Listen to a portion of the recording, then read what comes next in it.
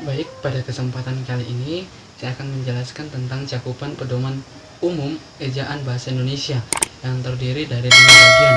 Yang pertama ada penulisan kata, penulisan huruf, penulisan angka atau bilangan, pemakaian tanda baca, penulisan unsur serapan. Nah, pada kesempatan kali ini saya akan menjelaskan salah satu dari bagian pedoman umum ejaan bahasa Indonesia ini, yaitu pemakaian tanda baca. Nah, dari yang akan saya jelaskan ini tentang pemakaian tanda baca, saya juga akan mengambil 3 bagian dari tanda baca. Dan 3 bagian itu yaitu yang pertama ada tanda tanya, yang kedua tanda pisah, yang ketiga tanda koma. Nah, saya akan menjelaskan satu persatu tentang pemakaian tanda baca ketiga tanda baca ini. Nah, yang pertama yaitu tanda tanya. Fungsi dari tanda tanya ada 2, yaitu yang pertama tanda tanya dipakai pada akhir kalimat tanya. Contohnya, kapan hari pendidikan nasional diperingati? Pasti akan diakhiri dengan tanda tanya, karena itu adalah sebuah kalimat yang bertanya kepada seseorang. Nah, fungsi yang kedua sendiri yaitu tanda tanya dipakai di dalam tanda kurung untuk menyatakan bagian kalimat yang disangsikan atau yang kurang dapat dibuktikan karena kebenarannya. Misalnya begini, Monumen Nasional mulai dibangun pada tahun 1961,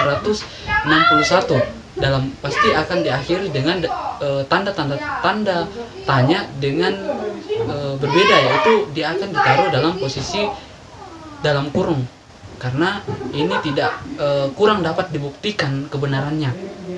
Bagian tanda baca yang akan saya jelaskan yang kedua yaitu tanda pisah. Tanda pisah ini memiliki 3 fungsi.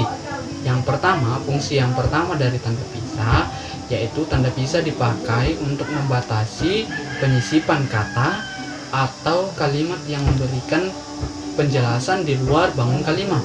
Contohnya, kemerdekaan bangsa Indonesia, tanda pisah, saya yakin akan tercapai. Tanda pisah diperjuangkan oleh bangsa itu sendiri, dan yang di luar dari kata bangun kalimat di sini yaitu saya yakin akan tercapai. Makanya di antara kedua kata sebelumnya dan sesudahnya akan diberi tanda pisah untuk meyakinkan bahwa itu adalah penyisipan kata atau kalimat yang memberikan penjelasan di luar bangun kalimat sendiri. Dan fungsi yang kedua yaitu tanda pisah dapat juga dipakai untuk menegaskan adanya keterangan oposisi atau keterangan lainnya. Contohnya, Soekarno, tanda penghubung Hatta, tanda pisah proklamator kemerdekaan Republik Indonesia, tanda pisah diabadikan menjadi Bandara Udara Internasional. Nah, di sini yang ditegaskan menegaskan adanya keterangan oposisi yaitu proklamator kemerdekaan Republik Indonesia adalah sebagai oposisi atau keterangan lainnya. Nah, fungsi yang ketiga yaitu tanda pisah dapat dipakai juga di antara 2 bilangan, tanggal atau tempat yang berarti sampai dengan atau sampai ke. Contohnya, tanggal 2010 tanda pisah 2013. Dan contoh yang kedua yaitu tanggal 5 sampai tanggal 10 April 2013. Dan contoh yang berikutnya yaitu dari Jakarta tanda pisah sampai Bandung. Mengapa dipasangkan tanda pisah? Karena jarak antara kedua contoh ini, misalnya contoh 2010 sampai 2013 itu jaraknya sangat jauh, makanya dipasangkan yaitu tanda pisah karena jarak yang sangat jauh. Jelaskan tanda baca yang ketiga yang saya ambil yaitu tanda koma. Nah, tanda koma ini memiliki banyak fungsi, ada 13 fungsi. Fungsi yang pertama dari tanda koma yaitu tanda koma dipakai di antara unsur-unsur dalam suatu pemerincian atau pembilangan. Contohnya, telepon seluler, komputer, internet bukan barang asing lagi. Nah, di sini yang menjadi unsur-unsur dalam suatu pemerincian atau suatu pembilangan telah dipisahkan oleh tanda koma sendiri. Seperti yang saya bilang dalam contoh tadi, ada tanda koma yang memisahkan setiap kalimat-kalimat. Nah, fungsi yang kedua yaitu tanda koma dipakai sebelum kata penghubung seperti tetapi, melainkan, dan sedangkan dalam kalimat majemuk atau setara. Contohnya, saya ingin membeli kamera, tetapi uang saya belum cukup. Nah, di sini yang menjadi dalam kalimat majemuk atau yang setara yaitu tetapi uang saya belum cukup. Makanya kata sebelumnya, kalimat yang sebelumnya diberikan tanda koma agar memisahkan sebelum tanda tetapi tadi. Makanya akan diberikan tanda baca yaitu tanda koma. Dan fungsi yang ketiga yaitu tanda koma dipakai untuk memisahkan anak kalimat yang mendahului induk kalimatnya. Contohnya, kalau diundang, saya akan datang. Nah, ini akan diberikan tanda koma karena kalau diundang, saya akan datang. Fungsi yang keempat yaitu tanda koma dipakai di belakang kata atau ungkapan penghubung antara kalimat seperti oleh karena itu, jadi, dengan demikian, sehubung dengan itu, dan meskipun demikian. Contohnya, mahasiswa itu rajin dan pandai, titik. Oleh karena itu, dia memperoleh beasiswa belajar di luar negeri.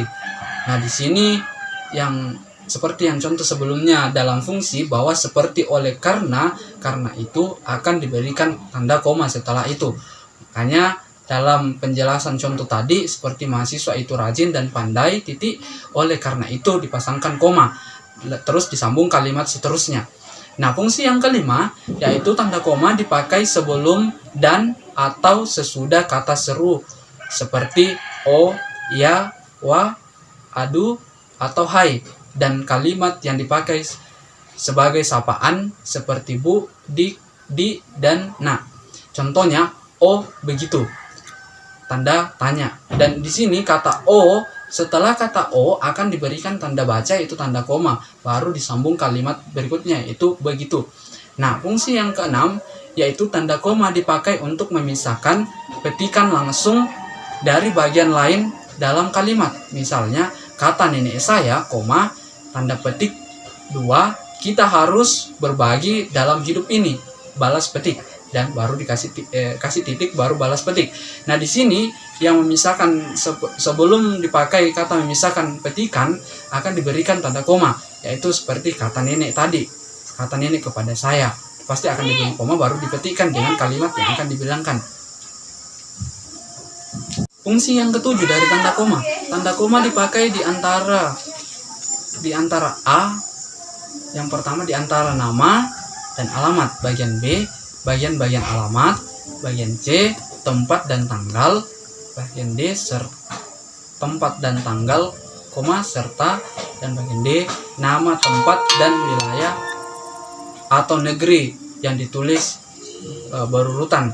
Contohnya, saudara titik Abdullah, Jalan Kayu Manis, angka Romawi 3, garis miring 18, Kelurahan Kayu Manis, Kecamatan Mataram, Jakarta 13 titik. Nah, contoh yang ke-8 dari tanda koma yaitu tanda koma dipakai untuk memisahkan bagian nama yang dibalik susunan dalam daftar pustaka. Misalnya, Gunawan, Ilham, titik. Tahun 1984, titik. Kamus Politik Internasional, titik. Jakarta, titik 2. Restu Agung, titik. Nah, fungsi yang ke-9 yaitu tanda koma dipakai di antara bagian-bagian dan catatan kaki atau catatan akhir. Contohnya, saat kita mengambil sebuah jurnal atau buku untuk dipasangkan catatan kaki, pasti akan kita menggunakan tanda baca tanda koma di dalamnya, yaitu contohnya seperti ini. Sultan Takdir, tanda bahasa baru bahasa Indonesia, jilid 2 dalam kurung Jakarta Pustaka Rakyat, 1950 balas kurung, halaman 25. Nah,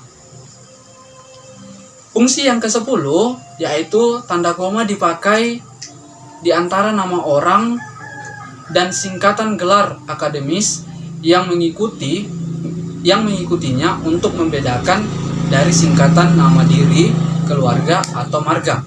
Contohnya B. Ratulangi, S.E. Dan fungsi yang ke-11 yaitu tanda koma dipakai sebelum angka desimal atau di antara rupiah dan sen yang dinyatakan dengan angka, misalnya 12, meter. Berarti ada tanda koma yang misalkan 12,5 meter. Nah, fungsi yang ke-12 yaitu tanda koma dipakai untuk mengapit keterangan tambahan atau keterangan aposisi.